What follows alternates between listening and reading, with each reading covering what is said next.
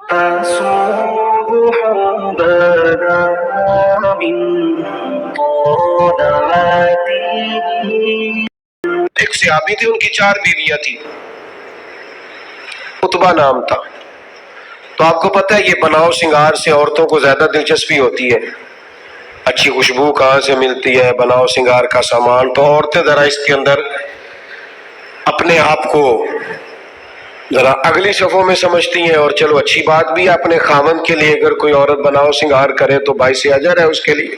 تو وہ چاروں بیویاں کہتی ہیں کہ ہم نا ایک سے بڑھ کر ایک خوشبو استعمال کرتی ہیں، لیکن ہمارے شوہر حضرت عتبہ رضی اللہ تعالیٰ عنہ صحابی تھے، ان کو ہم نے کبھی خوشبو لگاتے نہیں دیکھا، اور ان کی خوشبو ہمیشہ ہماری خوشبو پہ غلبہ پا جاتی۔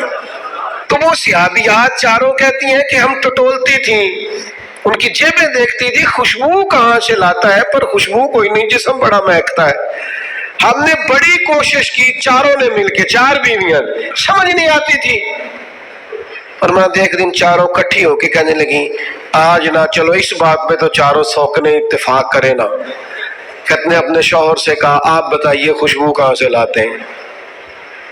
کہنے لگے اللہ کی قسم کبھی لگائی نہیں، ہوئے ہوئے ہوئے، کبھی نہیں لگائی، اس پتے سے ڈھونڈنا قاصد میرے دلدار، کبھی لگائی نہیں خوشبو۔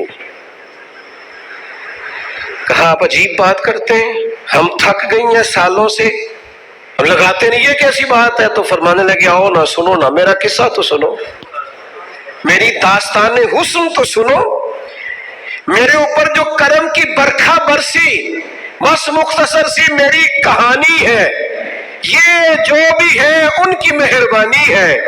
کہا مطلب کیا ہے؟ تو حضرت عتبہ فرمانے لگے میری کمر پر بن گئے تھے دانے، ان میں ہوتا تھا درد، تکلیف، آزمائش، جلن، میں تکلیف میں تھا، تو میں تکلیف سوائے ان کے کس کو بتاتا جو میرے ہر بات میں میرا سہارا تھے۔ میں سیدھا چلا گیا دروازہ رسول پہ، رو کے عرض کی حضور یہ درد ہے، سونے نہیں دیتا۔ تو کہتے کریم نے فرمایا تو کرتا اوپر کرنا۔ کہتے میں نے کرتا اوپر کیا تو حضور نے لعاب دہن انگلی سے لگا کے میری کمر پہ لگایا، فرماتے ہیں وہ لعاب دہن میری بیماری لے گیا اور خوشبوئیں چھوڑ گیا۔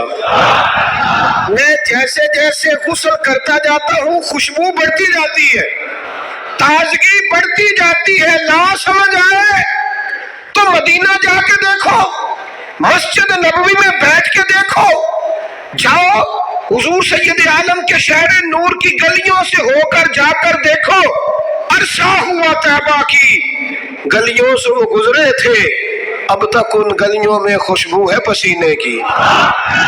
جا کے دیکھ لو، نظارہ کر لو۔